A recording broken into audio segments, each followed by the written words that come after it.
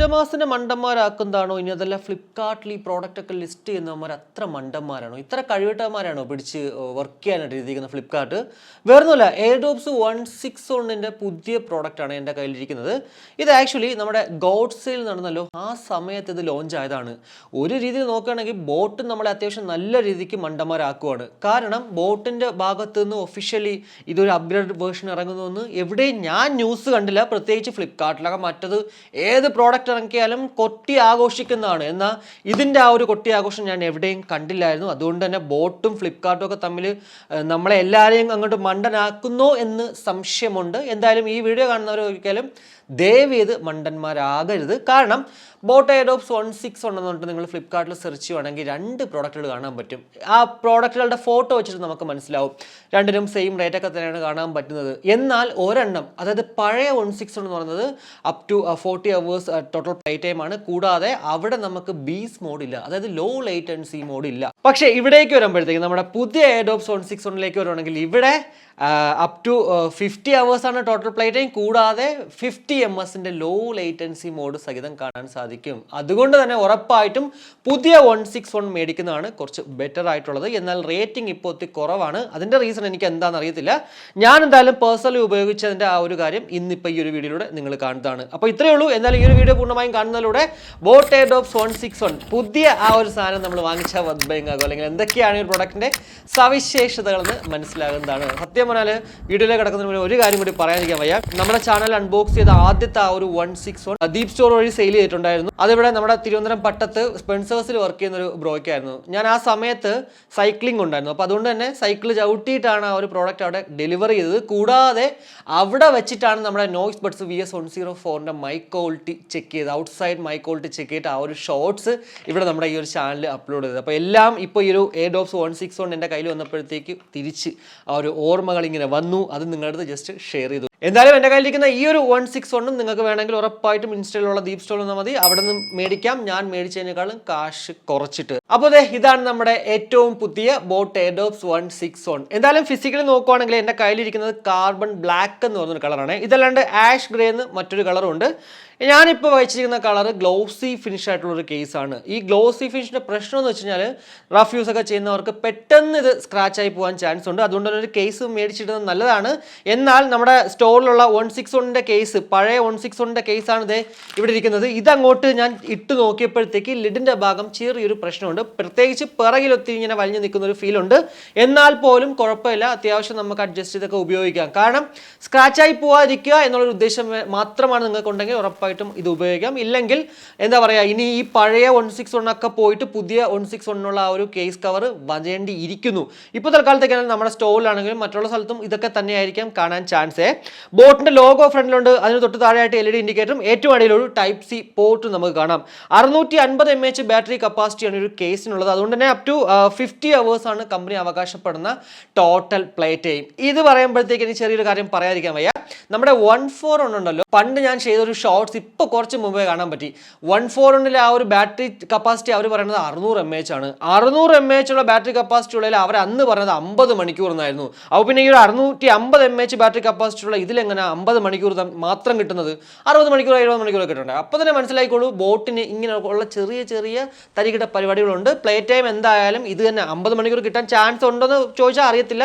നമ്മൾ ഉപയോഗിച്ച് കഴിഞ്ഞാൽ അറിയാൻ പറ്റുള്ളൂ. എന്തായാലും ഈ വീഡിയോ കാണുന്ന ആരെങ്കിലും ഇത് ഉപയോഗിക്കുന്നെങ്കിൽ ഉറപ്പായിട്ടും അത് വീഡിയോയുടെ കമന്റ് ആയിട്ടാണ്. പിന്നെ നമ്മൾ പാട്ട് കേൾക്കുമ്പോഴത്തേക്ക് 60% പാട്ട് കേൾക്കുന്നു എന്നുള്ളത് മേക്ക് ഷുവർ ചെയ്യണം. എങ്കിൽ മാത്രമേ നമുക്ക് ആ ഒരു കമ്പനി പറയുന്ന എക്സാക്ട്, അതായത് 50 മണിക്കൂർ ടോട്ടൽ കിട്ടത്തുള്ളൂ. 1.5 hours ആണ് 100% ഒരു കേസ് ചാർജ് ആകാനുണ്ട്. കൂടാതെ ടൈപ്പ് സി ആയതുകൊണ്ട് ജസ്റ്റ് 10 മിനിറ്റ് ചാർജ് ചെയ്താൽ മതി. 120 മിനിറ്റ് ടോട്ടൽ പ്ലേ ടൈം കിട്ടും. കാരണം ഇതിനകത്ത് SAP ചാർജിങ് ടെക്നോളജി ഉണ്ട്. ഇനി ആ ഒരു ലിഡിന്റെ ക്വാളിറ്റി പറയുന്നത് അത്യാവശ്യം നല്ല ക്വാളിറ്റി ഉണ്ട്. ഇൻ കേസ് നമ്മുടെ കയ്യിൽ നിന്ന് തറയിൽ വീണാൽ പോലും ഈ ഒരു ലിഡ് തുറന്ന് ഇയർബഡുകൾ പുറത്തേക്ക് പോകത്തില്ല. അത്രയും സ്ട്രോങ് തന്നെയാണ് ആക്ച്വലി ഒരു ലിഡ് ക്വാളിറ്റി. കൂടാതെ ലിഡ് ജസ്റ്റ് ഓപ്പൺ ചെയ്യുമ്പോൾ തന്നെ നമ്മൾ ഓൾറെഡി ഏത് ഡിവൈസിലാണോ പേരെടുക്കുന്നത് അതിലേക്ക് ഓട്ടോമാറ്റിക്കലി റീകണക്ട് ആവും. കാരണം ഇതിനകത്ത് insta wake and pair technology ഉണ്ട്. ഇനി നമ്മുടെ ആ ഒരു ഇയർബഡ് ിലേക്ക് വരുവാണെങ്കിൽ 161 പഴയ 161 പോലെയല്ല, കുറച്ച് യുണീക്ക് ആയിട്ടുള്ള ഡിസൈനാണ്. പ്രത്യേകിച്ച് പഴയ 161 നമുക്ക് നല്ല ഒരു തിന്നായിട്ടുള്ള സ്റ്റെം ആയിരുന്നെങ്കിൽ ഇവിടേക്ക് വന്നപ്പോഴത്തേക്ക് കുറച്ചുകൂടെ അടിച്ച് പരത്തിയേക്കുന്നുണ്ട്.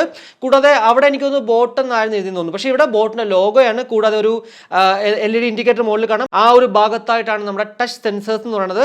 പിറകു ഭാഗം മാത്രമാണ് ഒരു മാറ്റ് ഫിനിഷ്, ബാക്കി എല്ലാം തന്നെ ഒരു ഗ്ലോസി ഫിനിഷ് ആണ്. 13mm ഡൈനാമിക് ഡ്രൈവേഴ്സോട് കൂടിയിട്ടാണ് ഈ 2 ഇയർബഡുകളും വരിക. കൂടാതെ 40 mAh വീതം ഓരോ ഇയർബഡുകളിലും ബാറ്ററി കപ്പാസിറ്റി ഉള്ളതുകൊണ്ട് തന്നെ അപ് ടു 7 to 8 hours എന്തായാലും നമുക്കിന്ന് സിംഗിൾ പ്ലേ ടൈം കിട്ടുന്നതാണ്. എവിടെയും പക്ഷേ മെൻഷൻ ചെയ്തിട്ടില്ല എത്ര മണിക്കൂറാണ് നമുക്ക് സിംഗിൾ പ്ലേ ടൈം കിട്ടുക എന്നുള്ളത്.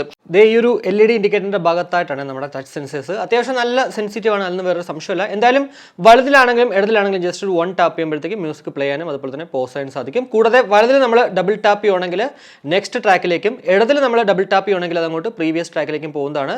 എന്നാൽ സ്പോട്ടിഫൈ പ്രീമിയം അല്ലാത്തതുകൊണ്ട് തന്നെ പ്രീവിയസ് ട്രാക്കിലേക്ക് പോകത്തില്ല. കൂടാതെ ടാപ്പ് ആൻഡ് ഹോൾഡ് നമ്മൾ വലതിൽ ചെയ്യുവാണെങ്കിൽ ഇതിനകത്തുള്ള 50 ms ലോ ലേറ്റൻസി മോഡ് അല്ലെങ്കിൽ ബീസ് മോഡ് ഓൺ ആകും. കൂടാതെ ഇടതിൽ നമ്മൾ ടാപ്പ് ആൻഡ് ഹോൾഡ് ചെയ്യുമ്പോഴാണ് ഇതിനകത്തുള്ള 2 EQ മോഡ്സ്, സിഗ്നേച്ചർ സൗണ്ടും അതുപോലെ തന്നെ ബാലൻസ്ഡ് ഔട്ട്പുട്ടും അങ്ങോട്ട് സ്വിച്ച് ഓവർ ആവുന്നത്.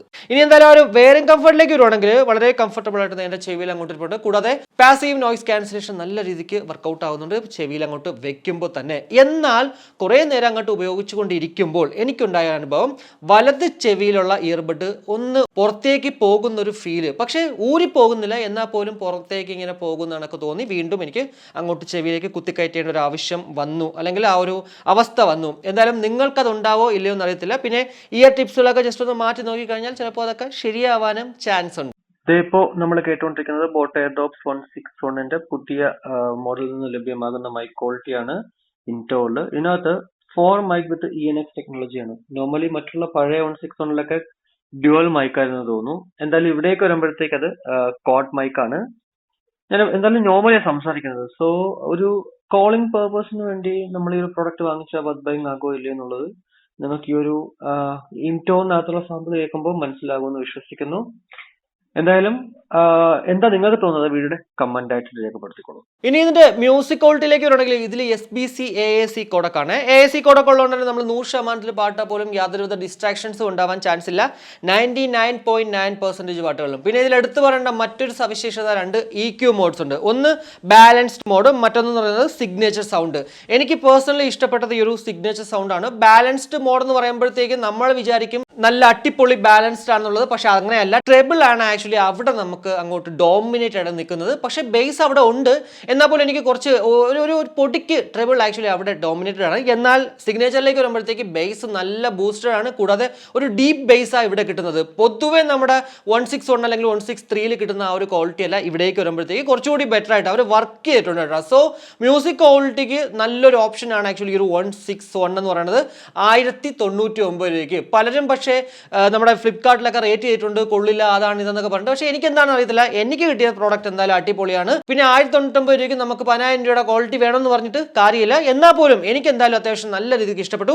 എൻഹാൻസ്ഡ് ആയിട്ടുള്ള ഔട്ട്പുട്ടാണ്. പ്രത്യേകിച്ച് യൂട്യൂബ് വീഡിയോസും യൂട്യൂബിലെ പാട്ടുകളൊക്കെ കേൾക്കുമ്പോഴത്തേക്ക് നല്ല രസമായിട്ട് നമുക്ക് എൻജോയ് ചെയ്യാൻ സാധിക്കും. സോ മ്യൂസിക് ക്വാളിറ്റിയിൽ ഞാൻ സാറ്റിസ്ഫൈഡ് ആണ്. ബ്ലൂടൂത്ത് വേർഷൻ 5.3 ആണ്. കൂടാതെ IPX4ന്റെ ഒരു വാട്ടർ ആൻഡ് സെറ്റ് പ്രൊഡക്ഷൻ നമുക്ക് ഇവിടെ കാണാൻ സാധിക്കും.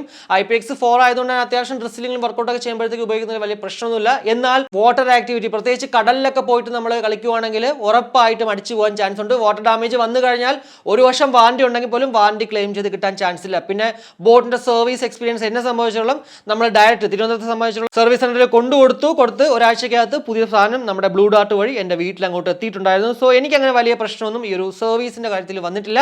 ഓൺലൈൻ ആണെങ്കിൽ പോലും നമ്മൾ ഇത് എടുത്തു കഴിഞ്ഞാൽ അവർ ബ്ലൂ ഡാർട്ടിൽ നിന്നോ അല്ല ഡെലിവറിൽ നിന്നൊക്കെ വന്ന് എടുക്കും. അതിനുശേഷം ശരിയാക്കിയിട്ട് അവരെന്നെ കൊണ്ടുവരും. പക്ഷേ ഡെലിവറിയിലെ ഒരു എക്സ്പീരിയൻസ് എനിക്ക് പറയുകയാണെങ്കിൽ അവന്മാർ ഉടായിപ്പാണ്. കാരണം എന്താ പറയുക, 2 പ്രാവശ്യം ഇതേപോലെ മിസ് കോൾ അടിക്കും, എന്നിട്ട് കസ്റ്റമറിനെ കിട്ടുന്നില്ലെന്ന് പറഞ്ഞിട്ട് സാധനം നമ്മൾ ആ ഒരു ഓർഡർ ക്യാൻസൽ ചെയ്യും. സോ ബ്ലൂ ഡാർട്ട് പക്ഷേ അങ്ങനെയൊന്നും പ്രശ്നമൊന്നുമില്ല. ഡെലിവറിക്ക് ഇപ്പോൾ ആ ഒരു പ്രശ്നം ഉണ്ടോ ഇല്ലയോ എന്ന് അറിയത്തില്ല. പക്ഷേ ഞാൻ ഒരു പ്രാവശ്യം ചെയ്തപ്പോഴത്തേക്ക് ഇതായിരുന്നു എൻ്റെ അവസ്ഥ.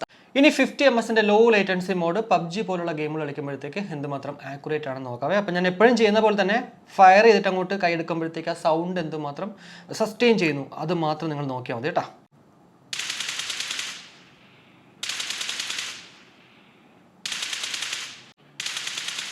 കുഴപ്പമില്ല, പക്ഷേ എന്നാലൊരു ചെറിയ പൊടിക്ക് ഡിലേ ഉണ്ട് സ്പ്രേ ചെയ്യുമ്പോൾ.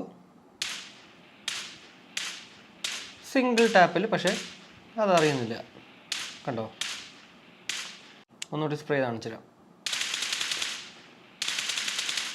അത്യാവശ്യം കുഴപ്പമില്ലാത്ത രീതിക്ക് നമുക്ക് ഗെയിം കളിക്കാൻ പറ്റുന്നുണ്ടല്ലോ. പിന്നെ ഞാൻ എപ്പോഴും പറയുന്ന പോലെ തന്നെ ഒരു പ്രോ പ്ലെയർ ആണെങ്കിൽ നിങ്ങൾക്ക് അത്യാവശ്യം ഓക്കെ ആയിട്ട് കളിച്ചു പോകാൻ പറ്റും സന്തോഷത്തോടു കൂടി. എന്നാൽ നിങ്ങളൊരു പ്രോ പ്ലെയർ ആണെങ്കിൽ എവിടെയെങ്കിലുമൊക്കെ ഇടയ്ക്കൊരു ഡിലേ അനുഭവപ്പെടും. എന്തായാലും ഞാനിവിടെ SBC കോഡക്കിലേക്ക് വന്നതിന് ശേഷമാണ് ഞാൻ ആ ഒരു 50 ms low latency mode on ആക്കിയത്. അതുകൊണ്ട് തന്നെ എത്രയാണോ ആ ഒരു 50 ms ഔട്ട്പുട്ട് നമുക്കിവിടെ കിട്ടുക അതാണ് നിങ്ങളിപ്പോൾ കണ്ടത് കേട്ടോ. എന്തായാലും ഇത്രയാണ് നമ്മുടെ ആ ഒരു ബോട്ട് എയർഡ്രോപ്സ് 161 കുറിച്ചിട്ട് എനിക്ക് നിങ്ങളുടെ ഷെയർ ചെയ്യാനുണ്ടായിരുന്ന കുറച്ച് കാര്യങ്ങൾ എന്ന് പറയുന്നത്.